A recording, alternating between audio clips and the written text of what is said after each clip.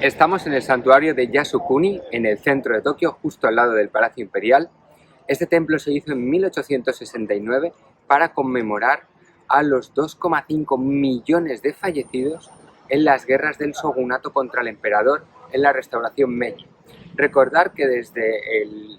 siglo VIII el emperador gobernó, después posteriormente a partir del siglo X fueron los shogunatos, esos comandantes, los que se fueron intercambiando el poder entre ellos en unas continuas guerras civiles internas en Japón que hicieron que Japón estuviera cerrado al exterior también por la presencia de cristianos que pretendían cristianizar a la población, y no fue hasta el siglo XIX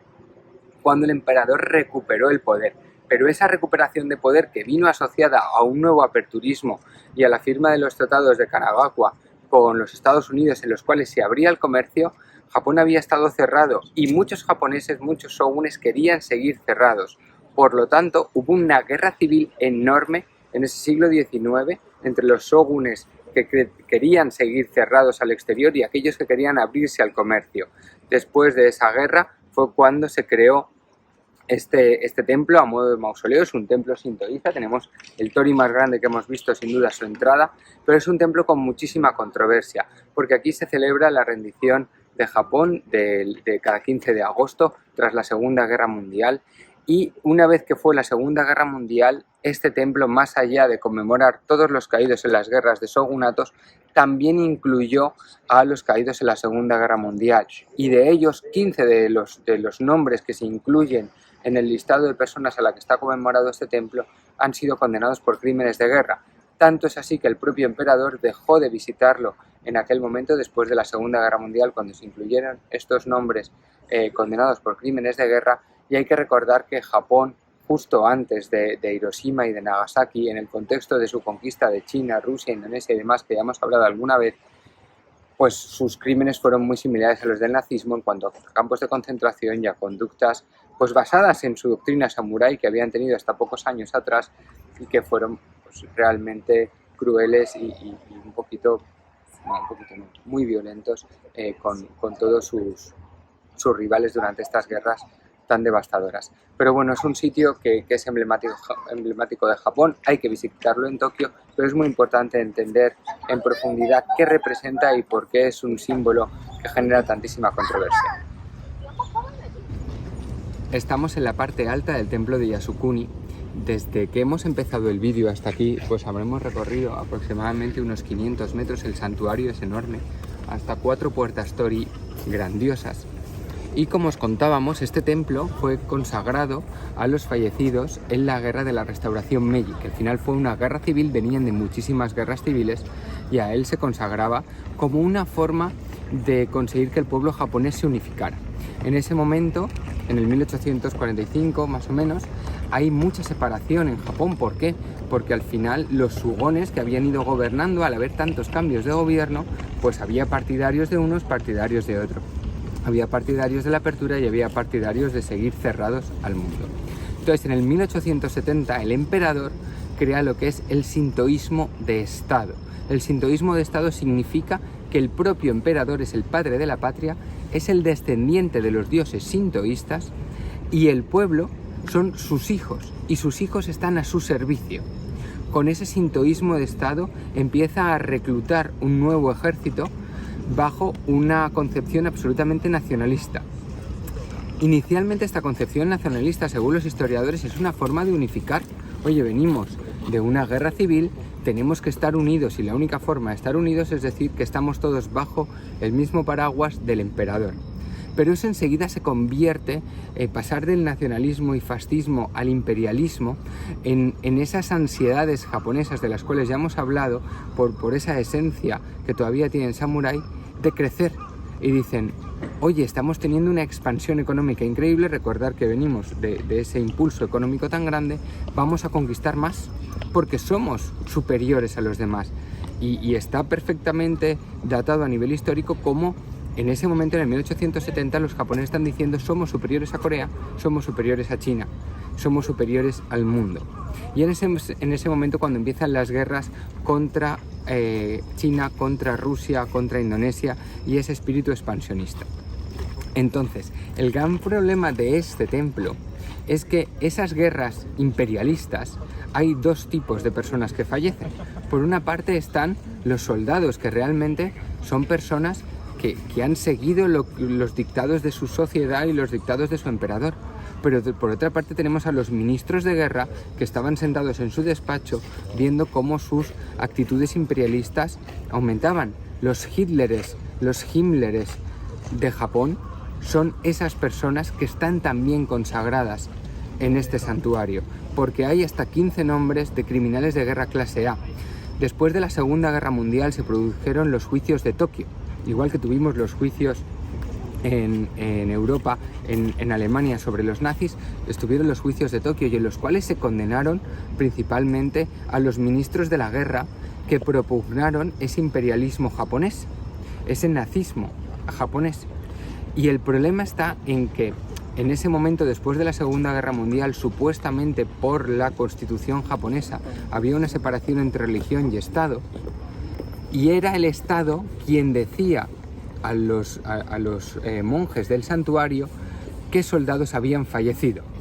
Pero en las listas de soldados fallecidos en la Segunda Guerra Mundial, que sí que son soldados, que al final los kamikazes decían: nos vemos en el santuario de Yamazuni, nos vemos aquí al morir, nos vamos a reencontrar allí, porque lo que dijo el emperador desde el 1870 es: los que mueran en el servicio a la patria van a ser dioses, van a ser kamis del sintoísmo. Por lo tanto, estaba deidificando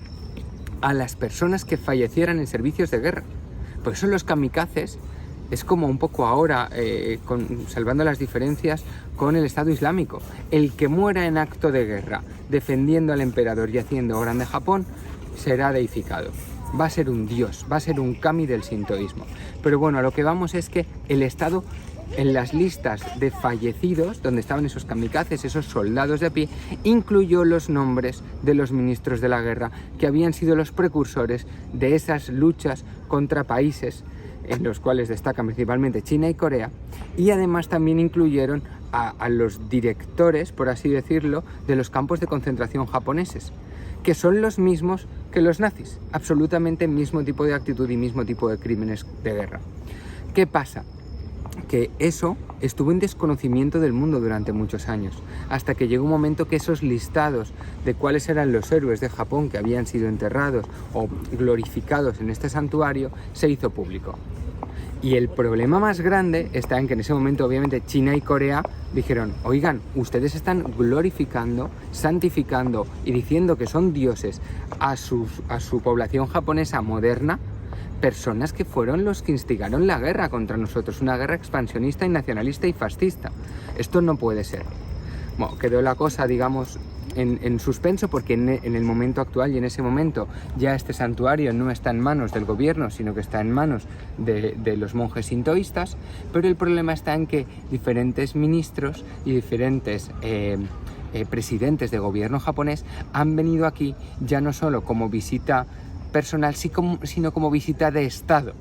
Y eso lo único que hace es refrendar lo que dice China y Corea, y es, en mensajes oficiales: Japón no ha aprendido de sus errores, Japón no ha aprendido de la bomba atómica, Japón sigue teniendo un anhelo fascista, nacionalista e imperialista en su sangre. Y el hecho de que glorifiquen a personas que iniciaron la parte del Océano Pacífico, de la parte asiática de la Segunda Guerra Mundial, y los glorifiquen a los que instigaron esa guerra, demuestra que sigue, por mucho que diga que está desarmado, sigue creando su ejército, y en el futuro puede ser que vuelvan esos anhelos imperialistas. La verdad es que saber todo eso, estando en un templo en el cual la gente está rezando, tranquila, niños, te ponen los pelos de punta, porque ni siquiera sabíamos que eran crímenes de clase A hasta que hemos estado aquí. Y en Europa sí que tenemos una concepción de que todas las personas que instigaron el nazismo fueron, o por lo menos casi todas, fueron juzgadas y condenadas. Cuando tú vas a Alemania, ves como con desprecio, incluso se ha denostado en cierto modo a los hijos de aquellos que cometieron aquellos crímenes. Desde luego algunos han escapado, están en Argentina, no entramos en esas cosas porque eso ocurre en el mundo, pero que aquí estén consagrados sus nombres en un santuario, siendo que fueron los que crearon destrucción, los culpables reales de Hiroshima y de Nagasaki fueron los ministros japoneses que decidieron emprender la guerra contra Corea, contra China, contra Rusia, contra Indonesia, contra Nueva Guinea, para aumentar sus fronteras y para conquistar. Y eso, desde luego, pues es algo muy duro y hay que entender la parte de China y de Corea reclamando que por lo menos los ministros y los políticos japoneses no vengan aquí como visita oficial de Estado. Desde que hemos terminado de grabar el vídeo anterior, no he parado de pensar en lo que simboliza este lugar, en la gente que vemos rezando, en que cada 15 de agosto se viene aquí a conmemorar los caídos, y quizá nos hemos centrado demasiado en la parte mala de este lugar. Cuando este lugar se creó en el 1870, tenía una parte muy positiva, y es que incluía tanto a los fallecidos de un lado como del otro, y los incluía a todos bajo el mismo paraguas, que eran caídos en Japón. Al final, las personas que luchan en una guerra, el 99% se ven envueltos en esa situación. Han podido elegir ser militares, pero lo normal es que una persona elija ser militar con objeto pacífico, con objeto de preservar la paz. Los militares hacen muchísimas más cosas aparte de la guerra. Y al final este santuario está consagrado a millones de personas que murieron en actos que no habían decidido ellos, sino al servicio de un país o al servicio de un emperador, o en un contexto en el cual era su mandado. Que sí, que puedes decir no lo hago, pero tampoco es tan sencillo eso. Y lo vemos ahora mismo en la guerra de Rusia contra Ucrania, como muchísimos soldados rusos pretenden renegar y no pueden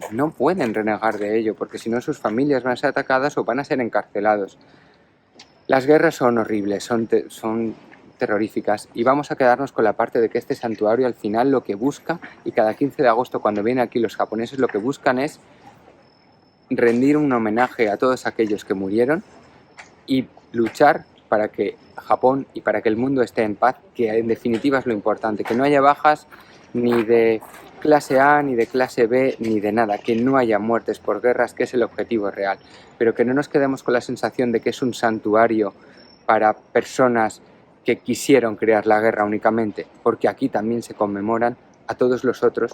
que, bajo mi humilde opinión, no fueron los precursores de una guerra, sino gente como nosotros que se vio envuelta en un escenario bélico y en el cual el emperador prácticamente obligaba a ir a la guerra, y sin él prácticamente, porque había decretos en los cuales primero las personas jóvenes y después también las adultas tenían que alistarse para